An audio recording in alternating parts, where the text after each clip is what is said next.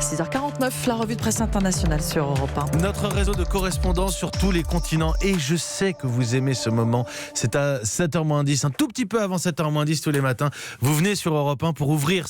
On ouvre les fenêtres. On parle beaucoup de la réforme des retraites, de la mobilisation chez nous. On a aussi besoin de regarder ce qui se passe ailleurs. On ouvre les fenêtres. On part pour le Chili ce matin. Aude Villiers-Moriamé est avec nous. Bonjour Aude. Bonjour Mathieu. Qu'est-ce qui fait la une au Chili ? Eh bien, c'est la consultation citoyenne qui était organisée hier dans un peu plus de la moitié des municipalités du pays.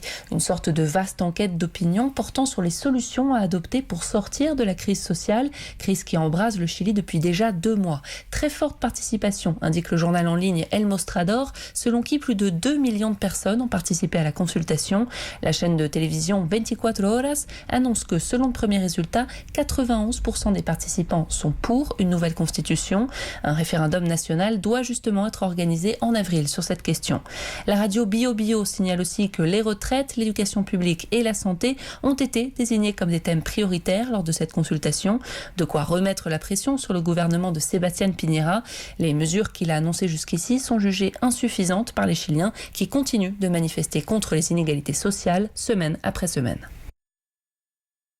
Merci Aude Villiers-Moriamé au Chili pour Europe 1. Bernard Delattre est au Japon. Bonjour Bernard. Bonjour Mathieu. Qu'est-ce qui fait débat au Japon en ce moment ?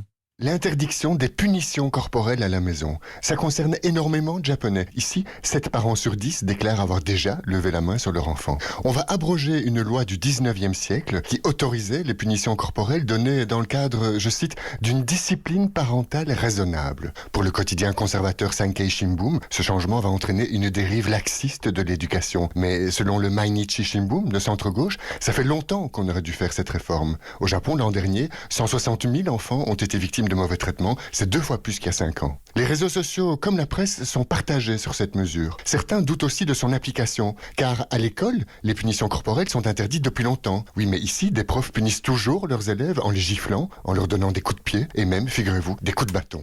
Bernard Delattre à Tokyo pour Europe 1. Nous partons pour l'Allemagne à présent avec Hélène Kohl à Berlin. Bonjour Hélène. Bonjour Mathieu. À la une en Allemagne.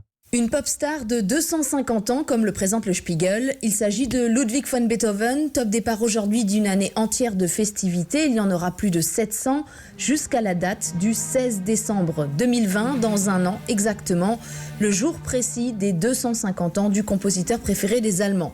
Pour le Tagesspiegel, Beethoven est une machine à ravir le public, une rockstar avec des tubes de musique classique.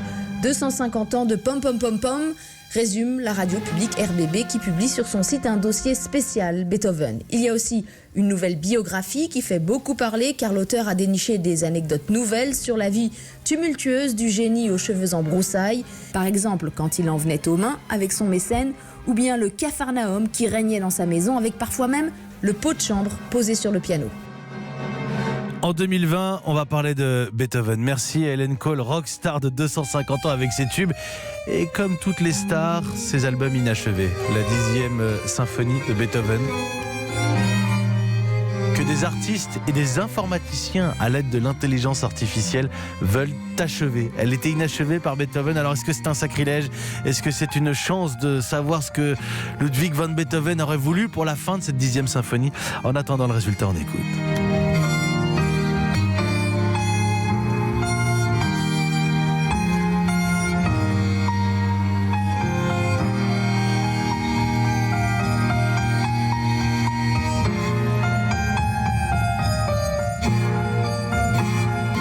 Et ça fait du bien, de bon matin. Beethoven ce matin grâce à Hélène Kohl en Allemagne. Nous étions au Japon, au Chili. C'est la revue de presse internationale. Bon réveil à toutes et à tous.